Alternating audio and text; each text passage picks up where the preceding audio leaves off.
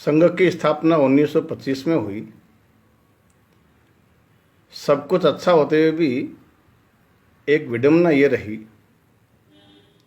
कि संघ के ऊपर शुरू से ही दोषारोपण होने प्रारंभ हो गए। संघ के बारे में अनेक प्रकार की भ्रांत धारणाएं स्थापित करने की कोशिश हुई। उसमें से एक भ्रांत धारणा तो आज भी स्थापित करने की कोशिश की जा रही है, और वो ये है कि आज़ादी के आंदोलन में संघ की कोई भूमिका नहीं रही। इतना ही नहीं तो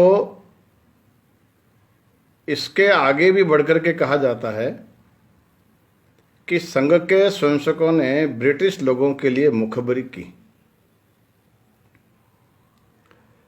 अब ये आरोप लगाने वाले, उनके पास में ये सब प्रमाण कहाँ तक होंगे ये तो वे ही जाने, लेकिन इस संबंध में एक वरिष्ठ पत्रकार और राज्यसभा के सांसद डॉक्टर राकेश सिन्हा जी ने इसी विषय को लेकर के एक शोध प्रबंध लिखा है। उसमें आज़ादी के आंदोलन के अंदर स्वयंसेवकों की क्या भूमिका रही, यही उन्होंने अभिलेखागार के विभिन्न प्रकार की पत्रावलियों का अध्ययन करने के बाद वह एक पुस्तक के रूप में भी भारत सरकार ने प्रकाशित किया। 1925 में संघ की स्थापना हुई। 1947 में देश आज़ाद हुआ। 22 वर्ष तक संघ स्थापना के बाद आज़ादी का आंदोलन चला। इन 22 वर्षों में कौन से कामों में आज़ादी के आंदोलन में संघ के स्वयंसेवकों की भूमिका रही, तो हम थोड़ा सा परम पूजनीय डॉक्टर हेडगेवार जी, जो संघ के संस्थापक थे, उनके जीवन के बारे में ही कुछ प्रसंगों की चर्चा करते हैं। 1905 में लोकमान्य तिलक जी की प्रेरणा से बंग भंग आंदोलन में विद्यार्थी समाज नाम से एक संस्था बना करके सक्रिय हुए। वंदे मातरम का विरोध को लेकर के रिस्ले सर्कुलर के विरोध में केशव हेडगेवार ने नील सिटी हाई स्कूल में अंग्रेज निरीक्षक का वंदे मातरम कह करके ही स्वागत किया। परिणाम स्वरूप उनको विद्यालय से निष्कासित होना पड़ा। 1908 में रामपायली में भी चाचा जी के यहाँ बाद में जहाँ वो पढ़ने गए थे, वहाँ पर भी पुलिस थाने पर एक बम का धमाका किया और वहाँ के दशहरे के उत्सव में सीमोल्लंघन के विषय पर अंग्रेज सरकार के विरुद्ध भाषण दिया। बाद में वे कलकत्ता डॉक्टरी की पढ़ाई करने के लिए चले गए। वापस आए। 1915 के अंदर 1857 की तरह छावनियों के अंदर सशस्त्र सैनिक क्रांति की योजना बनी। उसमें भी डॉक्टर हेडगेवार चिकित्सक बनकर के छावनियों में जाना, सैनिकों से संपर्क करना, वहाँ से गुप्त रास्ते से सैनिकों की वर्दी, हथियार इत्यादि बाहर निकालना, इस सब काम में रहे। लेकिन पूजनीय डॉक्टर हेडगेवार जी 2 बार आज़ादी के आंदोलन में जेल भी गए। महात्मा गांधी जी ने असहयोग आंदोलन की घोषणा की और उस असहयोग आंदोलन के अंदर डॉक्टर हेडगेवार जी, जिसको नागपुर के आसपास का विदर्भ या मध्य प्रांत कहा जाता था उस समय, उस मध्य प्रांत के प्रमुख थे। सभाएं करना, आज़ादी की चर्चा करना, अंग्रेज सरकार का विरोध करना, ये इतना ज़्यादा हुआ कि उनके ऊपर राजद्रोह का मुकदमा चला। और उस मुकदमे में उनको 1 वर्ष के कारावास की सजा हुई। 19 अगस्त 1921 को नागपुर के अंदर अंजनी नाम की जेल में उनको रखा गया। 1 वर्ष के बाद 11 जुलाई 1922 को उनकी रिहाई होती है। बड़ा भारी स्वागत हुआ। वेंकटेश एक थिएटर है, वहाँ पर उनके समर्थन के अंदर तेज वर्षा के बावजूद भी पूरा थिएटर भरा हुआ था। कांग्रेस के वरिष्ठ लोग उनका मान सम्मान करने के लिए वहाँ पर आए। 1929 में कांग्रेस का लाहौर में अधिवेशन था। उस अधिवेशन के अंदर पूर्ण स्वतंत्रता का प्रस्ताव पारित किया गया।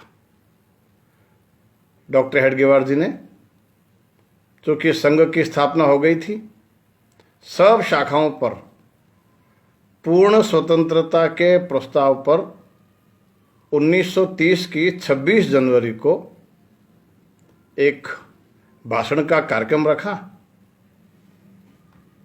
1930 में ही एक और घटना होती है। महात्मा गांधी जी ने एक और आंदोलन की घोषणा की और ये आंदोलन था नमक सत्याग्रह का आंदोलन। इसके समर्थन में डॉक्टर हेडगेवार जी ने जंगल सत्याग्रह का निर्णय किया। नागपुर से वरिष्ठ कार्यकर्ता अप्पाजी जोशी, दादाराव परमार्थ सहित अनेक स्वयंसेवक उनके साथ गए। रेलगाड़ी से यवतमाल गए। यवतमाल में 300-400 स्वयंसेवक लगभग उनके समर्थन में इकट्ठा हुए। जनता की भारी भीड़ थी। यवतमाल के पास जंगल में गए। पुलिस वहाँ पहले से तैयार थी। प्रतीकात्मक घास को काटा गया और जंगल की घास को काटने के आरोप में डॉक्टर हेडगेवार जी की गिरफ्तारी हुई। 9 महीने का सश्रम कारावास की सज़ा उनको हुई। यह डॉक्टर जी के जीवन में यह दूसरी उनकी जेल यात्रा थी। 1932 में भी ऐसा कुछ होता है। गुप्तचरों के द्वारा संघ के बारे में एक रिपोर्ट दी जाती है सरकार को और इस रिपोर्ट में ये लिखा जाता है कि संघ जो अपना उद्देश्य बता रहा है कि हम केवल संगठन करने के लिए ही संघ का काम कर रहे हैं, वो ऐसा नहीं है। यह केवल दिखावा मात्र है। वास्तव में जब संघ की ताकत धीरे धीरे बढ़ जाएगी तो जैसा वो शाखाओं और गुप्त शिविरों के माध्यम से हथियारों का प्रशिक्षण दे रहा है, अपनी ताकत बढ़ने पर वह अंग्रेज सरकार को पलटने के लिए आंदोलन भी करेगा। और इसी रिपोर्ट के आधार पर सभी शासकीय कर्मचारियों को संघ की गतिविधि में भाग लेने पर प्रतिबंध लगाया गया। जो लोग यह कहते हैं कि संघ के स्वयंसेवक मुखबिरी करते थे, शायद उनको ध्यान में आएगा कि संघ के स्वयंसेवक जो सरकारी कर्मचारी थे उनके ऊपर भाग लेने के लिए प्रतिबंध यह शासन की ओर से लगा। 1940 में पूजनीय डॉक्टर जी का देहावसान हो गया। डॉक्टर जी के देहावसान के बाद भी आज़ादी के आंदोलन में स्वयंसेवकों की सक्रिय भूमिका बनी रही। 1942 में पूज्य महात्मा गांधी जी ने भारत छोड़ो आंदोलन की घोषणा की और इस भारत छोड़ो आंदोलन के कारण से पूरे देश भर के अंदर एक मानव क्रांति का ज्वार आ गया था। लोग इकट्ठा होते, भीड़ के रूप में सरकारी कार्यालय पर जाते, थाने पर जाते, तहसील पर जाते, वहाँ के कर्मचारियों के साथ में झगड़ा करते और वहाँ से यूनियन जैक हटा करके उसके ऊपर तिरंगा झंडा फहराते। इस भारत छोड़ो आंदोलन के अंदर नागपुर के पास चिमूर आमटी नाम के एक स्थान पर स्वयंसेवकों ने सरकारी भवन के ऊपर धावा बोल दिया। बाद में पुलिस भी आई, कड़ा संघर्ष हुआ और उस कड़े संघर्ष के अंदर पुलिस की गोली से 12 स्वयंसेवक शहीद हो गए। इन 12 स्वयंसेवकों के नाम आज भी अभिलेखागार के अंदर लिखे हुए हैं। नागपुर के पास ही रामटेक स्थान पर वहाँ के नगर कार्यवाह बाला साहब देश पांडे के नेतृत्व में स्वयंसेवकों के साथ में जनता एकत्रित होकर के पुलिस थाने पर पहुंच गई। संघर्ष हुआ, अतिरिक्त पुलिस आ गई, बाला साहब देश पांडे गिरफ्तार हुए और बाद में उनको मृत्यु दंड की सजा हुई। लेकिन 1947 के आज़ादी के बाद वे उस सजा से मुक्त हो गए। ये बाला साहब देश पांडे, जिन्होंने बाद में वनवासी कल्याण आश्रम की स्थापना करके देश भर में एक बहुत बड़े संगठन का काम चलाया। मेरठ के पास में मवाना नाम के स्थान पर भी ऐसा हुआ। आगरा के पास में बरहन में भी ऐसा हुआ। प्रयाग में पूज्य रज्जू भैया के नेतृत्व में भी भारत छोड़ो आंदोलन के अंदर स्वयंसेवकों ने गिरफ्तारियां इत्यादि दी, संघर्ष किया। तो भारत छोड़ो आंदोलन के अंदर भी स्वयंसेवकों की एक बहुत बड़ी भूमिका रही।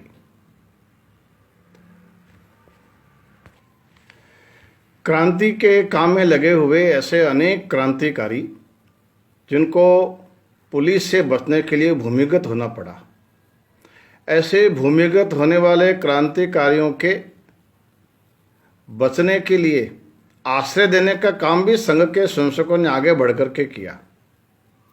सैंडर्स वध के बाद राजगुरु ये भूमिगत होने के लिए उनको नागपुर डॉक्टर हेडगेवार जी के पास में भेजा गया। डॉक्टर हेडगेवार जी ने उनको भैयाजी दाणी का जो खेत है उमरेड़ में उनके खेत पर बने हुए एक मकान पर ठहराया और उनको ये भी कहा कि आप पूना के रहने वाले हैं, आप पूना मत जाइएगा, आप पहचान लिए जाओगे। लेकिन कुछ महीनों के बाद राजगुरु थोड़े से असावधान हो गए, वे पूना चले गए और वहाँ पर उनकी गिरफ्तारी हुई और फिर उनको मृत्युदंड की सज़ा हुई। ऐसे ही अरुणा आसफ अली और बाबू जयप्रकाश नारायण जी को भी दिल्ली के प्रांत संघ चालक लाला हंसराज गुप्त के घर पर आश्रय की व्यवस्था की गई।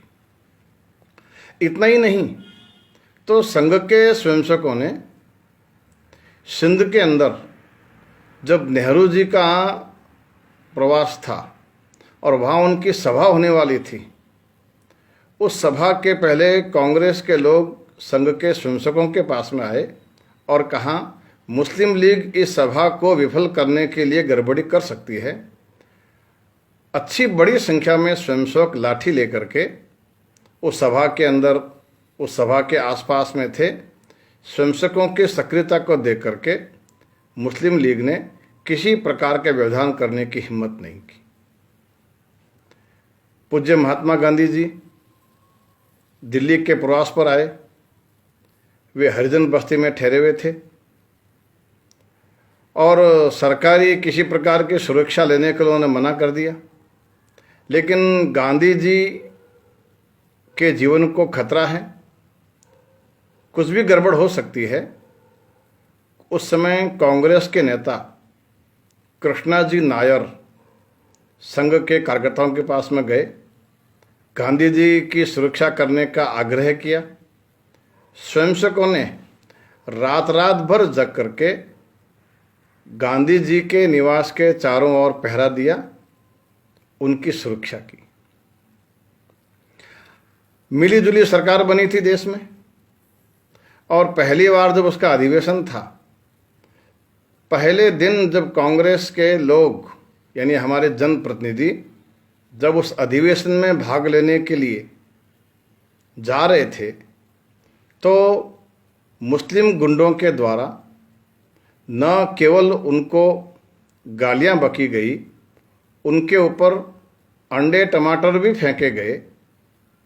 उसी दिन डॉक्टर देशबंधु गुप्ता संघ के कार्यकर्ताओं से मिले और सभी जनप्रतिनिधियों को मुस्लिम लीग के गुंडों से सुरक्षा करने का आग्रह किया। अगले दिन स्वयंसेवकों ने उनके जाने के पहले ही रास्ते में छोटे बड़े समूह के अंदर मोर्चा जमाया।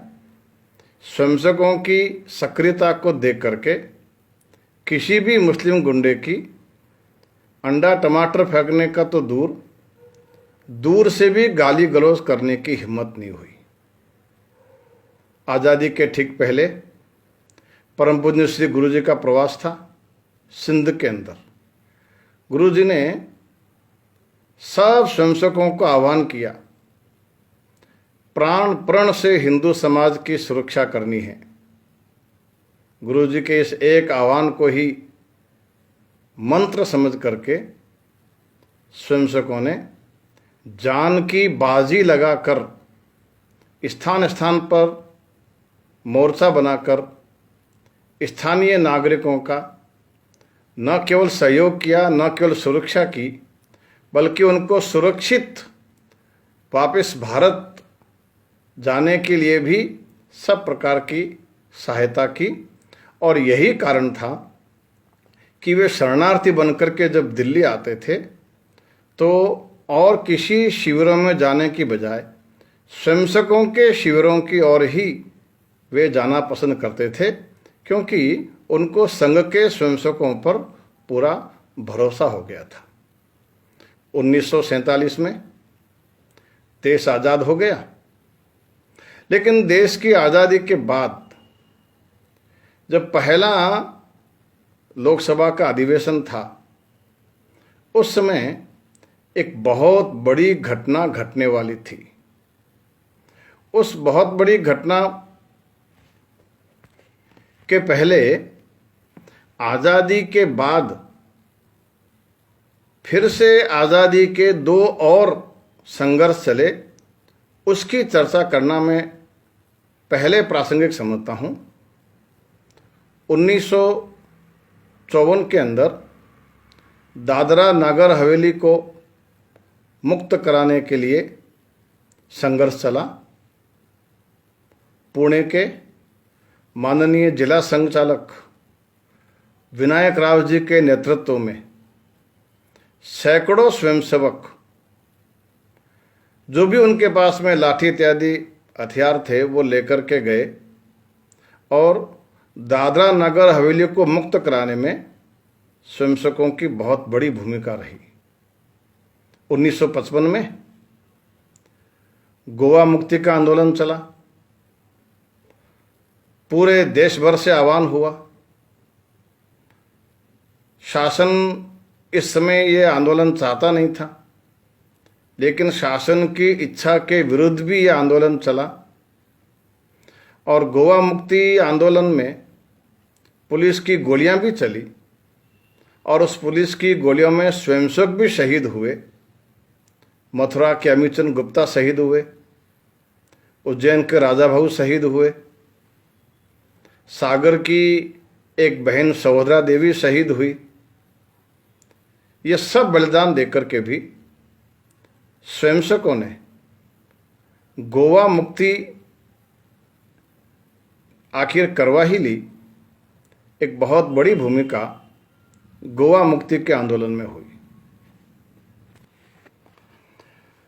आज़ादी के बाद सितंबर के महीने में एक बहुत बड़ी घटना इस देश में घटित होते होते बच गई। लोकसभा के अंदर अधिवेशन था। मुस्लिम लीग ने बहुत बड़ा षड्यंत्र रचा और वो षड्यंत्र ये था कि जिस समय सारे जनप्रतिनिधि और सरकारी अधिकारी एक साथ जब लोकसभा में रहेंगे तो उनकी सामूहिक हत्या कर दी जाए। इस प्रकार की कुछ चर्चा चली। संघ के स्वयंसेवकों ने गुप्तचरी करते हुए उनके इस षड्यंत्र के भेद को पा लिया और समय रहते शासन को सूचना दे दी और एक प्रकार से यह बहुत बड़ी दुर्घटना होते होते बच गई। इस विषय पर भारत रत्न से सम्मानित डॉक्टर भगवान दास इसके बारे में बोलते हुए कहते हैं,